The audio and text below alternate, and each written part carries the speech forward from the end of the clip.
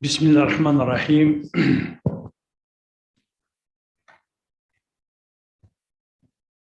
Disons jour pour jour, après son accession au trône, Sa Majesté le Roi avait consacré une bonne partie de son discours de trône du 30 juillet 2009 au sujet du développement durable et posé pour ainsi dire les premiers jalons de ce qui allait être décliné quelques années plus tard sous forme de stratégie nationale de développement durable. Cette stratégie pour l'élaboration de laquelle je tiens à rendre hommage à Madame la ministre Hakima Haïti, ici présente pour son implication pour tous les efforts qu'elle avait déployés dans sa planification et la mise en œuvre des bases de processus de son élaboration et de sa mise en œuvre. Dans son discours du 30 juillet 2009, Sa Majesté a notamment dit « Le Maroc, qui est l'instar de tous les pays en développement, affronte des défis majeurs de pressant en matière de développement, a pleinement conscience de la nécessité de préserver l'environnement et de répondre aux impératifs écologiques face à ces exigences et conformément à ses engagements. Nous réaffirmons qu'il est nécessaire de poursuivre la politique de mise à niveau graduel et global, tant au niveau économique qu'au plan de la sensibilisation, et ce, avec le concours des partenaires régionaux et internationaux. À ce propos, le gouvernement a élaboré un projet de charte nationale globale de l'environnement permettant la sauvegarde des espaces, des réserves et des ressources naturelles dans le cadre du processus de développement durable. La charte devrait également prévoir la préservation des sites naturels,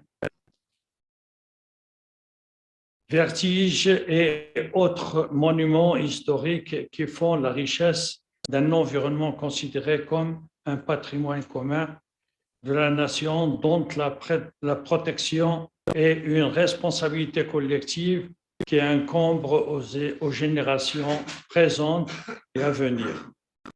Aussi, engageons-nous le gouvernement à donner corps en grande orientation issue du développement élargi visant l'élaboration d'une charte nationale pour la protection de l'environnement et le développement durable dans un plan d'action intégré ayant des objectifs précis et réalisables dans tous les secteurs d'actualité. » Fin de citation.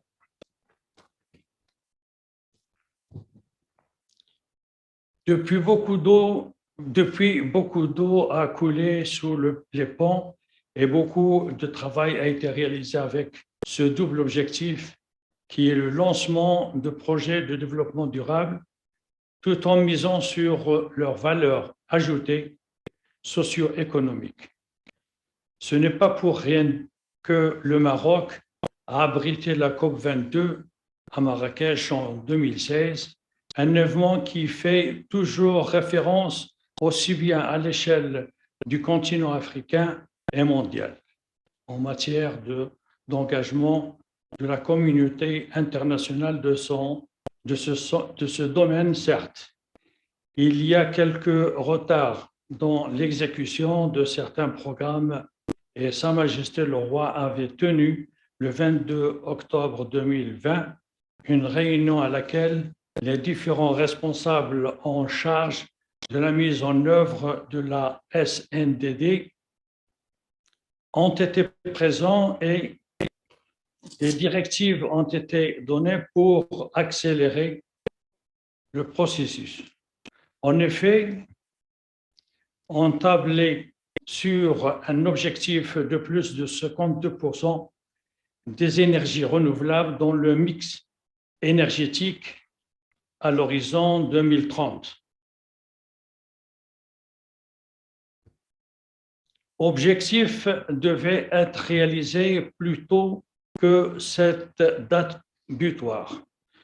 Selon les projections de l'ONE et en fonction des projets lancés ou en cours, la part des énergies renouvelables dans le mix énergétique serait de 64,3% en 2030, pour une capacité installée de 20 250 MW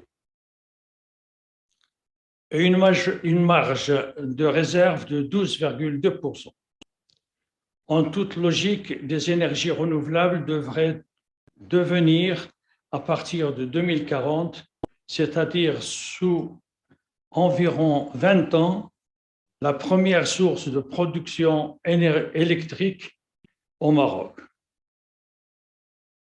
Devant les sources énergétiques fossiles, la réussite de ces stratégies permettra à coup sûr des économies énormes en termes de réserves en devises comme en termes de préservation de l'environnement, avec tout ce que cela découle comme économie en ce qui concerne le secteur de la santé notamment.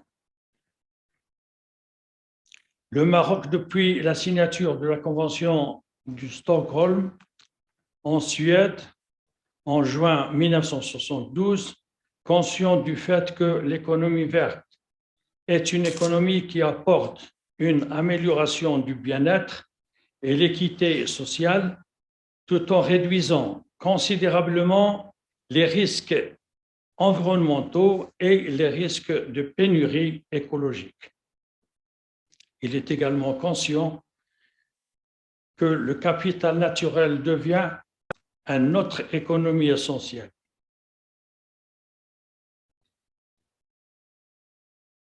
Il est également conscient que le capital naturel devient un atout économique essentiel, c'est-à-dire une source de bénéfices pour l'ensemble de la population, notamment pour les plus pauvres. C'est dire que, contrairement à l'idée qui voulait que l'économie verte soit un luxe, cette dernière est aujourd'hui l'une des voies de sortie de la crise actuelle et une réponse possible au déséquilibre engendré par le modèle de croissance économique classique. En effet, le Maroc, à l'instar des autres pays de la Méditerranée, est, comme la majorité des pays de développement, est confronté à plusieurs problèmes écologiques, économiques et sociaux.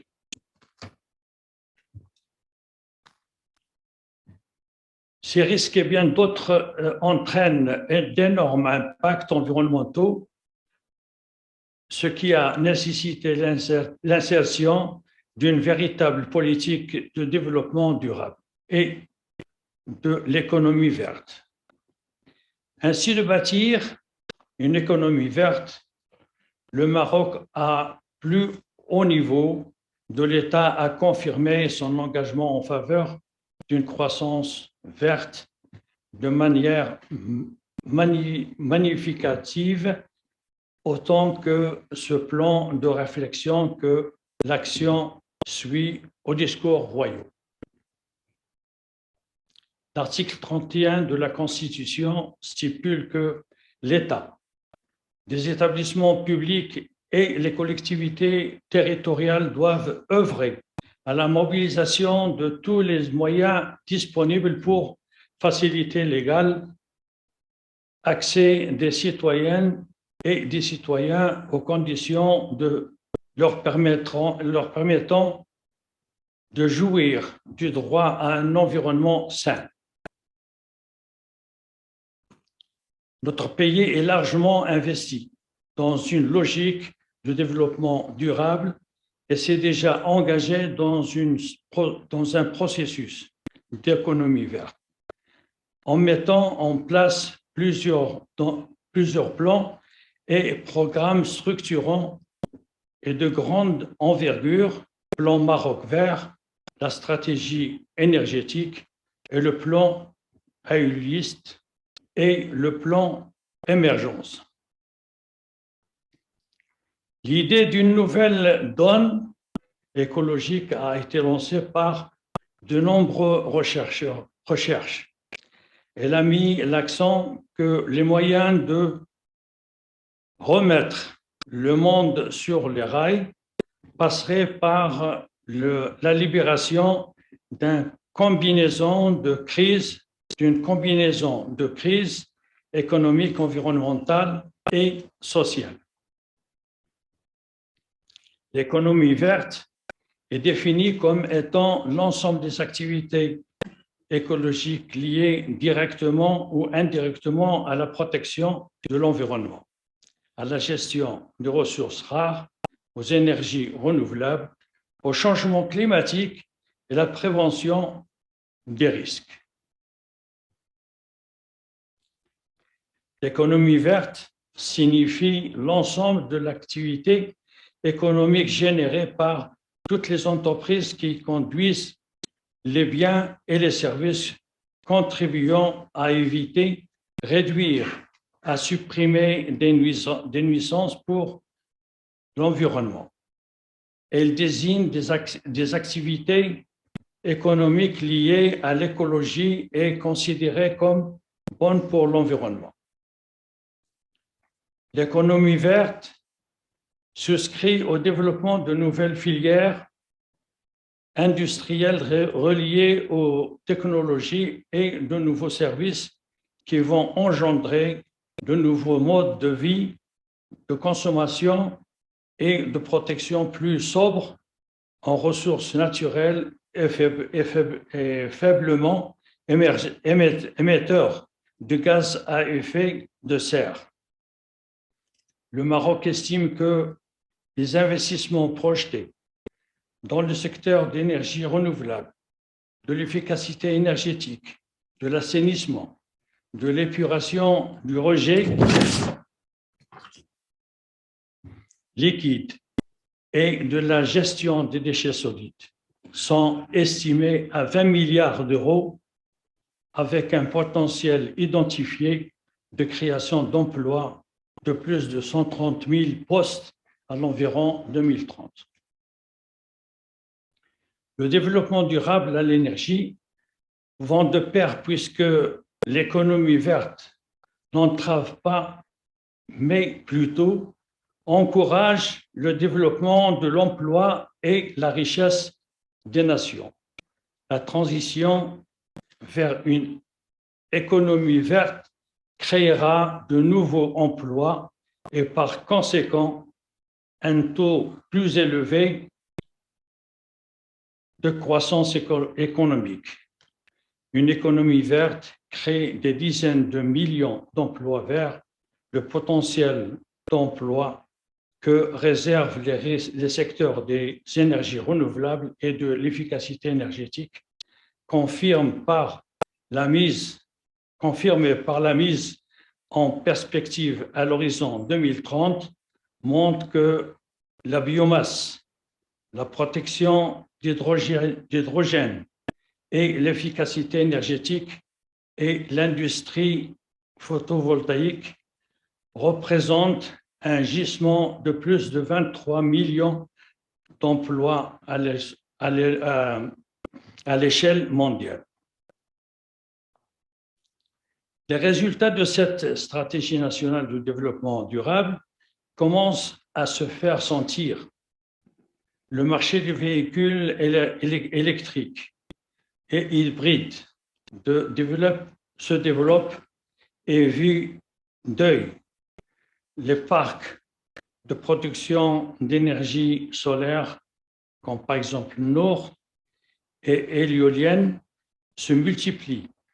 le développement durable en matière de transport, production industrielle, habitat et bien d'autres domaines, des projets d'habitation et d'espaces bureaux respectant les normes écologiques voient le jour dans les grandes villes, une rationalisation du processus productif entraînant une amélioration de l'efficacité ainsi d'une rationalisation des coûts. La mise en place il y a quelques mois de la Railroad gré économique abritée dans les locaux de l'Agence marocaine de l'efficacité énergétique à mai participe de cette volonté d'accélérer le processus. Cette structure a pour objectif essentiel la mise en place d'un cadre attractif pour l'émergence d'un écosystème favorable à l'économie verte et le soutien de l'industrie marocaine à substituer des importations.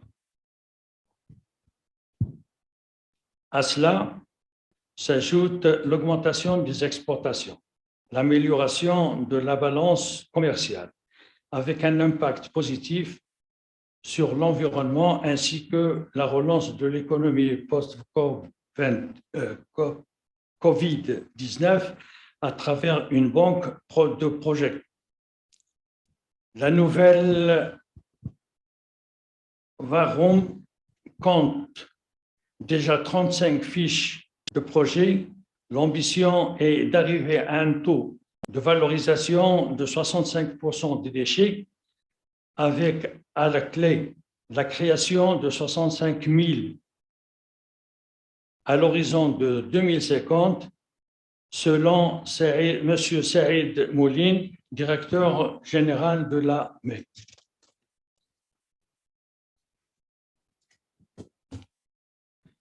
Alors, pour finir, toujours est-il que des propositions doivent être formulées, notamment de la part d'un acteur du domaine, comme ma modeste personne, accélérer la liaison du réseau électrique national avec celui des petits producteurs d'énergie électrique propre, alléger les procédures qui parfois bloquent l'évolution des projets innovants, accordent une grande importance à la préférence nationale.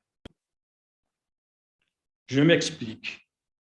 Plusieurs entreprises nationales produisent du matériel qui entre dans le cadre de l'économie verte, ampoules électriques, composantes de plaques photovoltaïques et j'en passe. Mais vu leur taille, elles n'arrivent pas à remporter des marchés raflés par la plupart par des sociétés étrangères. Et si elles n'ont pas ce genre de marché, le secteur national de l'économie verte ne risque pas de se développer, tirant profit des potentialités naturelles du pays.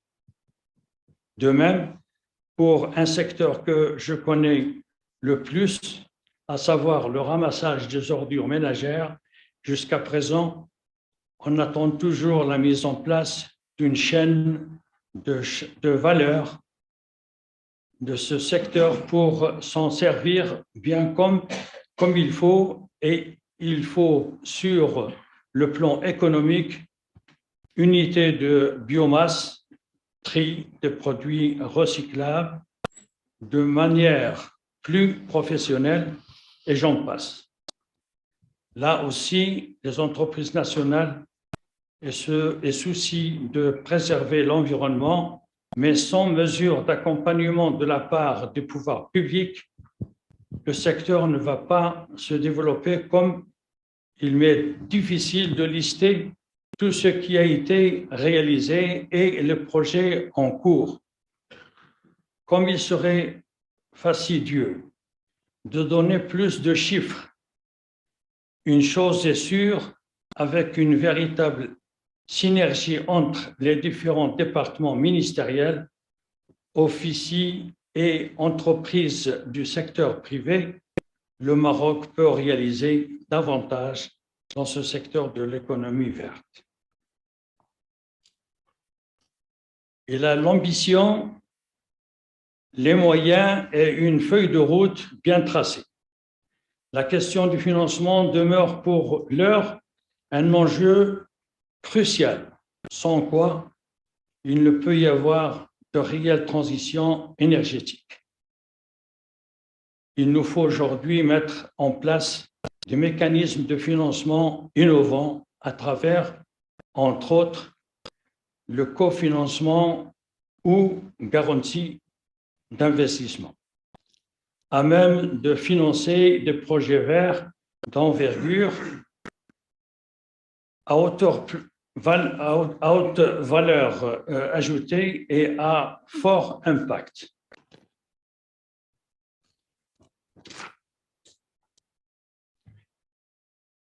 Il y a là une opportunité pour le Maroc pour se positionner en tant que hub financier pour la mise en œuvre de financement vert en Afrique et l'accompagnement du développement durable du continent. Et j'invite l'ensemble des parties prenantes dans le cadre d'une démarche globale, multi-acteurs et multi-secteurs, à se penser urgentement sur la question de proposer des solutions concrètes, innovantes, intelligentes et durables. Et je vous remercie.